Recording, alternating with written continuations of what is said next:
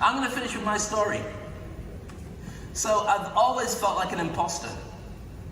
I moved to Dubai because I worked for the BBC when I was in the UK, and we wouldn't give me a staff job after 3 years of being a freelancer. This is a true story. I went onto a TV show called Blind Date in the days when reality TV was just starting. 20 million people saw me win that show. I went back into the BBC the next day. I was working as a news reporter, and I said, "What do you think?" And they sacked me. It's true. They said, "Clearly your direction is elsewhere. We don't think you should stay here." I was hoping they'd say, "We think you're great. Let's give you more opportunities." That's not what happened. So that's me, very small. But as I went through my career, I got better and better at doing my stuff. Hosting Dubai Rugby Sevens to, I've worked with over 1 billion people seeing me on big screens around the world, including working with James Brown, the godfather of soul. So the stuff that I've done has been pretty big. And for me, it's been a revelation, very exciting. I effectively became unstoppable until the pandemic. And everything stopped. I don't know how many people experienced this. And for many people, you never experienced it. Yeah, you work from home, that's fine. Or maybe you take a bit of a cut in salary until we work it out, but you get to see more of your family. Imagine if you had nothing coming in, and the whole world just stopped moving. Really scary. That was me. My entire career was based on positioning myself as the best that I could be in entertainment, and nobody wants live entertainment for 2 years. So what do? I had to keep working. I've got a family there, needs feeding, school fees. They're not cheap.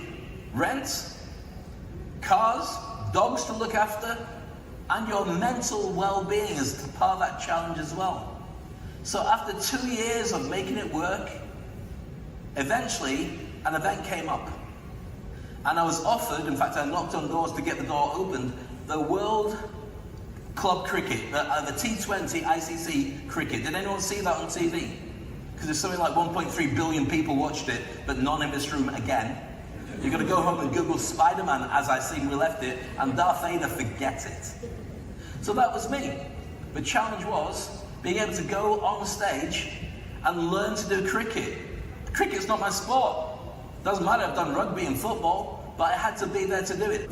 Okay, so that night, after doing my first cricket match, 4:30 in the morning on October the 21st, 2021, I'm getting back into it. I've got about 8 matches to go, done my first one, it's kind of okay. The phone rang at home. My wife said, "That's a home phone." I thought, nobody rings that. So I picked it up. Hello, 4:30. And it was St. Mary's Hospital in Leeds, in the UK. And the doctor said, "Your dad's got COVID, he's gonna die." There's nothing we can do. It's got complications anyway. We've given as much oxygen as we can do. He's not gonna make it. Can you ring around your family and friends and get them there? So I rang my family. For them in the UK, it's 1:30 in the morning.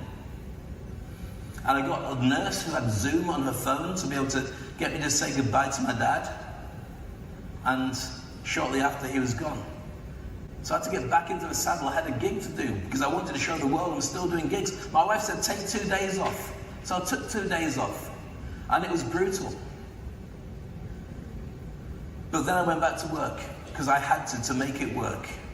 And I got Max to do the rest of my gigs. What's a life lesson for this? Life lesson for me, it's not what happens to you, it's what you choose to do next. You've got AI, you've got other challenges, things that are going to hit you, things you've not even thought about. But prepare for them, and when they come, think big and get the solutions that you need to make them work.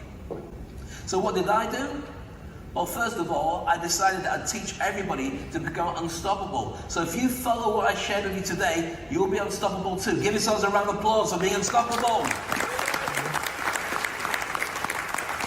And the other thing I did was I created a thing called the Industry Icon Program, when I showed people around the world how to position themselves as the best in their industry and grow their brand, and create a community so nobody should ever be on their own ever again.